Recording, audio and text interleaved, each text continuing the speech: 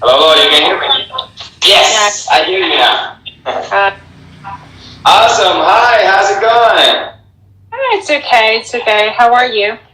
Good, good. I'm doing awesome. It's such a good day over here right now. Well, now here in Colombia, it's the morning. It's morning, so it's 11 in the morning. So you're over there. It's like 7 p.m., right? I'm already. Yeah. So Oh, already. okay, okay. Cool, cool. So, teacher Natalie is your name, right? Am I right? Absolutely. Cool. Okay, so, well, it's a pleasure to have you here. Glad to meet you. And, so today we're gonna just have kind of a short live. We're gonna just try to talk like a little bit. First of all, I would like you to introduce yourself to the followers so they can get to know you a little bit better, please. So my name is Nathaly. I'm an English teacher from Russia, and I teach in Moscow at university. I do Skype lessons and give face-to-face lessons. I'm also a teacher trainer. So yeah, I like writing stories. I like making videos. I like art, so I paint and I draw sometimes. I'm in the mood. Okay. Yeah, read lots of books. So that's pretty much it, probably. Cool. So what kind of books do you like to read? Different kinds of books. I like Fight Club, for example. Have you read Fight Club? Well, a little bit. Okay. So yeah. Okay. Sorry, I couldn't hear you. You watch it, a movie, Fight Club? No, I haven't. But I mean, I know a little bit because I think that somebody mentioned it before, but not that well. Yeah. Okay, that's great. So, teacher Natalie, like my first question, and okay, so before. Will you please also introduce yourself to my followers? Oh, okay, yeah, sure.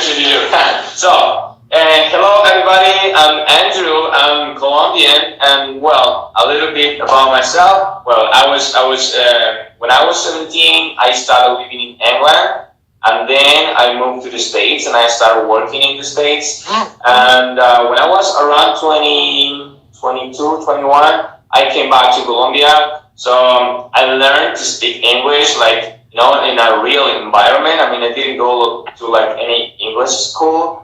I just like learned it like natural, I guess. I mean, like I think that's the correct process. Like learn a language like a baby by listening and repeating sounds and repeating phrases and expressions. And that's what I'm doing actually right now. I do as well like private lessons, online lessons, face-to-face lessons, and yeah, it's been an awesome experience to be able to share the experience with the students and to learn from them as well. I mean, it's been great. Yeah. Do you teach groups or do you teach online? Yeah, well, face-to-face, I have some groups, and online, I have like most of the students that I have are one-on-one. Yeah. Okay. And do you teach kids? Sorry. Do you teach kids or adults? Well, yeah, most of my students are like young people and adults. Yeah, kids, no, not that much. I mean, I have an older person who is working with kids. She's a lady. I mean, ladies are great with kids, I guess. I mean, do you teach kids? No, not. I teach teenagers now. So I have two, and the rest of my students are adults. Okay, but you have the opportunity to teach the kids, right? I used to teach kids, so I worked in a public school, in language school, so I worked with kids, but now I work with adults. Oh, okay. Yeah, I don't know. At university, like 19 to 1. Yeah. Okay. Yeah, I mean, but like for example, for working with kids, I mean, kids have a lot of energy. Yeah, that's true. Lots of energy as well. Yeah. So you have to be, like, I mean, like, I think, I don't know, but I like kids. Like, I can be with them, like, for a couple of time, like like I don't know, but they demand a lot of energy. And I think like the friends that I have over here working with me as well, like like there's some like great girls, and they have like that energy to control the energy of the kids, and they like to play games and stuff. So that's very cool. Great, Nathaly. Well, so look at this. Okay, so before continuing this, followers, if you have like maybe any question or something, just let us know. We're gonna be just here available to help you, so just let us know. Nathaly, first question is like, why do you teach English? Because that's the language I speak. I speak Russian and English. So that's Yeah, like I mean, but like the question was like, do you have like that as a passion? Like I mean, you like doing that? Why, basically? I mean, why do you like doing it? When I learned English myself as a kid, so of course I didn't like it because I had to learn it, and my parents made me study. So of course I didn't doing it, but that's enough. So I enjoy doing it. I like reading books in English, so I buy lots of, students' books, and I study myself every day, so I learn new words. So yeah, I enjoy it now, but not as a kid. Yeah. Okay. Yeah, there's someone's question over here. Says, how is teaching children different from teaching adults in terms of pronunciation? Do you speak slower? That's Maritaye's question. Well, that's a question. Pronunciation and speaking slower is the same thing. Yeah. So actually, I mean, the question is like, if you when you were working with kids, I mean, you were doing it in a different way. Obviously, yes. Like, because if they need like more attention, they need to be, I don't know, to play games sometimes. Did you play games with the kids? Of course. So there is no lesson if you don't play. Yeah. They won't listen to you. So you have to change your activity every like 5 or 7 minutes to make them interested. Yeah. I mean that's it. Yeah, that's the thing. Like kids, they get bored so easily. So you have to find something to to call their attention. Otherwise, they're gonna be like. You have to do it even with adults because they also lose attention. And they have to have some change too. Yeah. You're right in that point. You're right. Yeah, I mean, but yeah. So yeah, with kids it's a little bit, more. But yeah, with adults it's kind of the same. You have to be, active and talk to them and different topics and stuff, and yeah, to keep them active and to keep them participating in the class, which is awesome. So you say like, okay, so in Russia, and you were. I mean, sorry, you told me that your parents told you to study English? Mm-hmm. Yes, they did. Yeah. So okay, so you were saying that you didn't like it. So how did you? Of course, I didn't like it because I was like 6 or 7 years old. I was a kid, and I wanted to go for a walk. I wanted to swim in the pool and play with other kids. But instead of doing the things that I enjoyed, I had to go to class and study. So that's why, of course, I hated it. And I had to do it like 2 or 3 times a week. And then I had to prepare my homework and learn words and do exercises while other kids were playing funny games. I really hated that. Yeah. Well, I mean, since that point of view, I mean, I was like, why English? I mean, I'm supposed to be playing with my friends. Yeah, you're right. So like, okay, so that was like kind of like maybe bad beginning. So like, when did you start like I don't know, like English? Like so when you were like communicating, because I mean, okay, you were living you're still living in Russia, right? Yeah, I do live in Russia. So like how was like the thing like when you start like talking with maybe native speakers, or that you started like, I don't know, loving English or something, or because, I don't know. Well, probably when I didn't have to, sit the exams myself and actually, learn it because I want to, not because I have to. Because, of course, like I went to a linguistic university there. I had to, study and like pass exams, sit exams. So I didn't really enjoy it as well because I had to do it. And probably when I started teaching myself, probably that's the point where I started enjoying it. So when I didn't have to, pass exams. Yeah. Well, that's another question actually that I wanted to ask you, and is like, in many, like the traditional way we can say, on some like institute, because you said like you were working in universities too, yeah, right? I am working, yes. Yeah. So, like for example, how do you handle the process? Because I don't know. I mean, you know more about this, but I think it's different the process that you handle in a normal class in the university and in a personal class that you have with your private students. I mean, because normally it's a bit different. It's a bit different because at university you have a special program and you add some things that you want to teach them and some things that you like probably.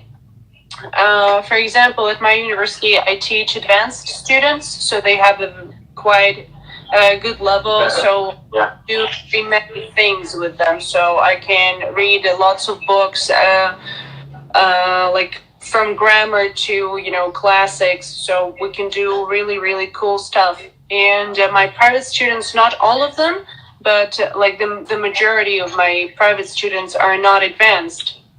That's why I can't do, so I'm in some way limited in some activities. But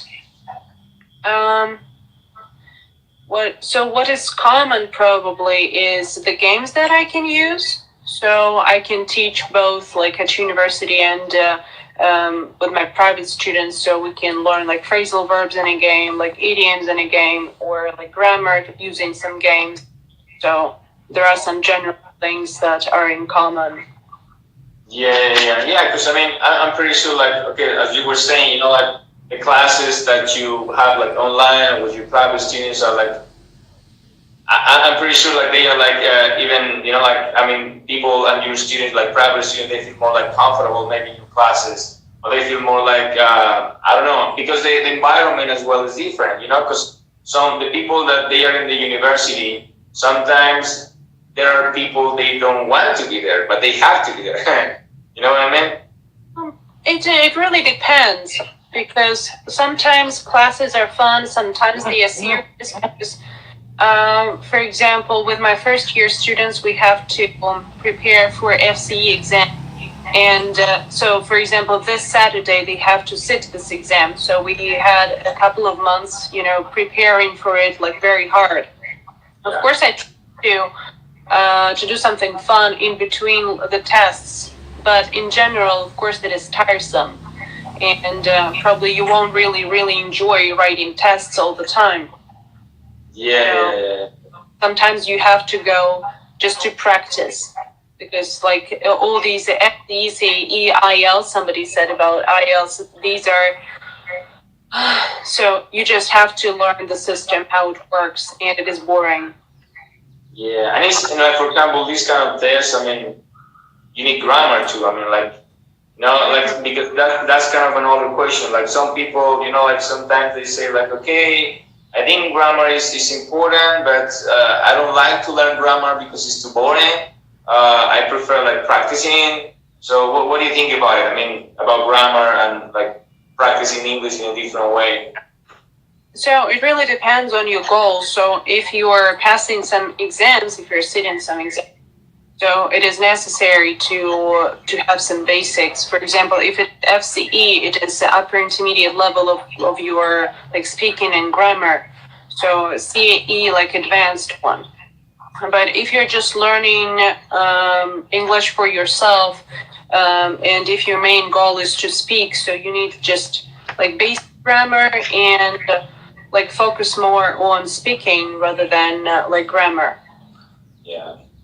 Yeah, I mean, because like some people sometimes is like, or like the other thing like is like, for example, some people they already know grammar. I mean, they have the knowledge about English, but they don't speak it. Like I mean, it's difficult for them to understand sometimes.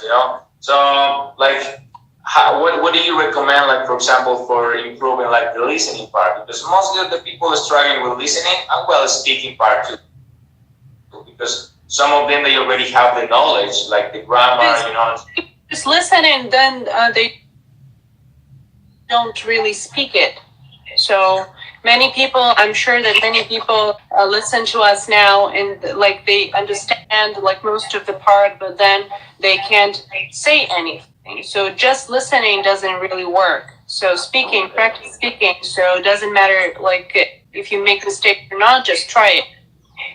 Yeah, I mean that's an important point, Nathaly. I mean, making mistakes. I think that's a rule. I mean, you know, because some of the students. I mean, I don't know. That's another question. Like, how do you handle with the students? Like, you know, like they are shy. Like they say, "No, teacher, I don't say this because you know maybe I mispronounce this word, or maybe I say this wrong. Better I don't say it." So how do you like encourage those people like to try it? I mean, to make mistakes, to feel to make them feel well, but. I don't really have shy students because probably at the very beginning, so we have fun. So people know each other, so they introduce themselves to the group, so they make really good friends, and they're not really shy to speak to each other. Yeah, so like, I mean, you start by doing kind of an icebreaker with all of us. Yeah, sure. Icebreakers. Like most of my classes, they speak to each other, and like they discuss different topics and about like, making mistakes and correcting mistakes. So they are okay with it. So they know how to give efficient feedback to each other. So if somebody made a mistake, so they can say it. You know, like you made a mistake here, and nobody will be offended. Yeah. So I mean, well, that's really great. I mean, you know, like for example, I think that's a good idea. Like, you know, to try, for example, in your case, that you handle with groups, like to make them, you know, to know each other so they can feel comfortable, so they are not like shy, and that's perfect. And like, so you never had like a shy student, like someone who's like I don't know. Shy in the beginning, so only when they enter this class for the first time, so they of course they are shy. Sometimes the teachers are shy, yeah, when they first see all these kids, all these like students for the first time, of course they feel uncomfortable. But yes, then icebreakers, introduction, so more games probably, and like more questions about each other, so just know each other better, and like in order to be comfortable in this group. Yeah. I mean, you know, like that's the key as well. And you know, like some other people ask me, like, I mean, you know, like I mean, some of my students, like I do the same. You know, like I try to, if they are groups, like for example, an icebreaker is really cool because they will feel comfortable during the class. But for example, there are, you know, like some people, like they are really shy. So what I do is like, you know, I try to know them better, so I can just know what they like and what they like to talk about, and I just go in that direction. You know, like I talk about the topics that they like, so people is participating and just asking questions and talking. I think like, you know, like for some of other people and sometimes followers, they ask me like, hey, how can I get rid of my fear of speaking? You know, I mean, I think it's just giving that a step, like talk to people, like don't be afraid of making mistakes, you know, like do it. That's true, and there is a very good trick that people just prefer to lesson with a group.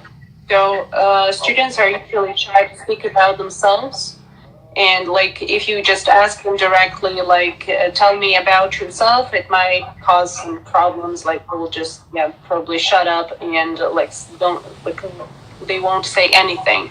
But what I do is I ask them to work in pairs beforehand. So I give them, for example, a piece of paper and some crayons, and I give them about 10 minutes to talk to each other, like ask any questions, like what is your favorite this and that, like where are you from, or what movies do you like watching. So just these kind of questions, and they draw this information on their pieces of paper, and then they introduce themselves rather than, they introduce each other, not themselves. Yeah. That's the key interaction. Like they have to use it. It doesn't matter if they are making mistakes or not. Many people is afraid of doing mistakes. So like they have to.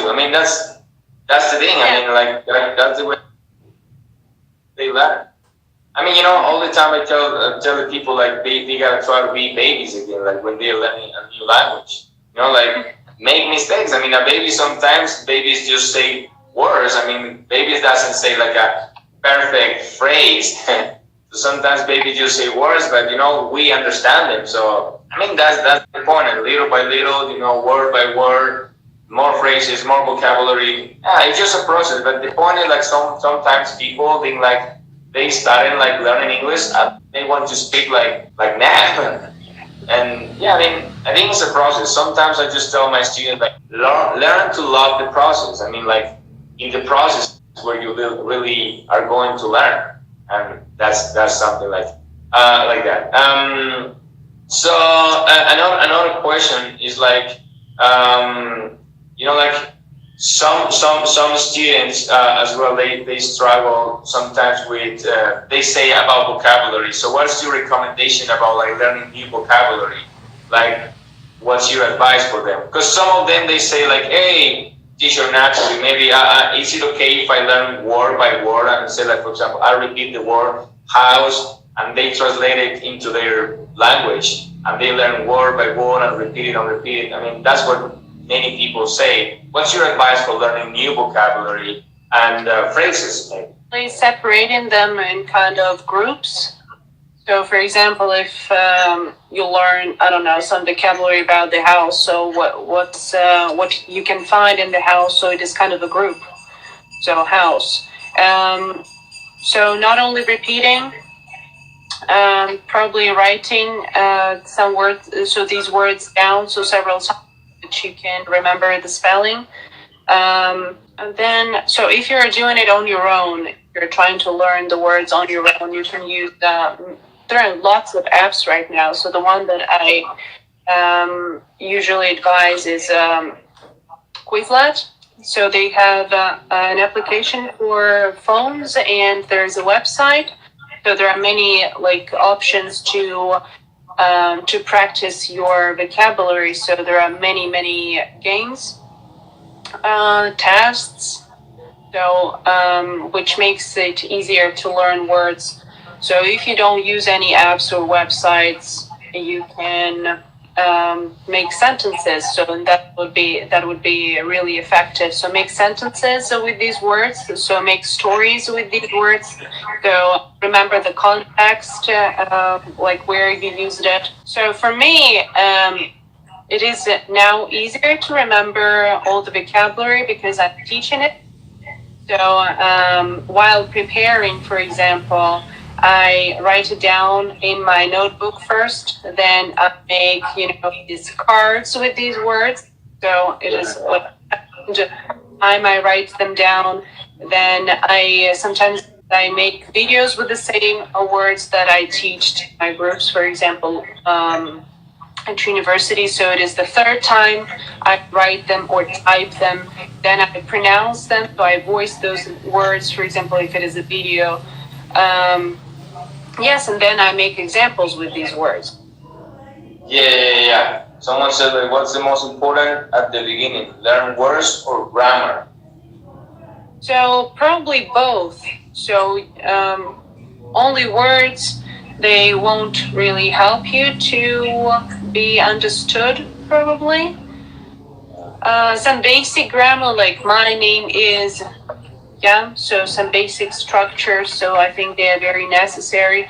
But don't learn it like, present simple, past perfect, past simple. But learn them in situations like, why do we need this past simple? Why do we need present perfect to express what exactly? So, and learn it in context. Yeah. Something that you were saying is like, when you learn like vocabulary, I think like the best advice is to use new vocabulary by using like putting those vocabularies into practice, like in sentences, and those sentences they have to contain like your real life. I mean, like use it every single word in your context, like in I don't know, talking about your family, your friends, something that is related to you. I think like that's a very good advice, so people can remember words easy. You know, yeah. I mean, that's kind of what I think. Yeah.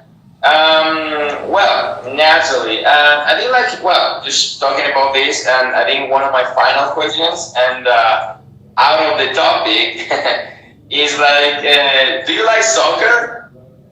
No. Because the World Cup is going to be there in Russia, but you don't like soccer. Nothing at all. Okay. At sports, I don't watch sports. I don't do any particular sports, so I'm not a fan actually. Yeah. I thought like, I mean, you like, I don't know. So, what do you think about like people in Russia? Like, they really like soccer. Oh, what is the main sport of Russia? A person. It really depends on a person. And so, like in Russia, what like, because for example, I think like in the States, I think the main sport is basketball and baseball. Here in Colombia, like soccer is very famous, very popular. In Russia, there's kind of a main sport. Football, you mean? Yeah, probably, but they don't play it very well. Okay. Okay, yeah. So, okay. Russians play hockey well, but not football. Hockey. Okay, that's good. So you don't practice any sport? Like, do you practice any like kind of the games with your students? Like any kind of sport with them? Sport? Like in classes? Like what again? Like in classes. I mean, do you have any kind of game like which you need to, I don't know, use a sport for teaching English? Oh no! So the only thing that might look like sport, but it really doesn't. So it is like I use balls of the ball to work with the vocabulary. That's it. Okay. Okay. Yeah, I had to make that question because you live in Russia, and I was like, oh, maybe she likes soccer, or maybe she doesn't.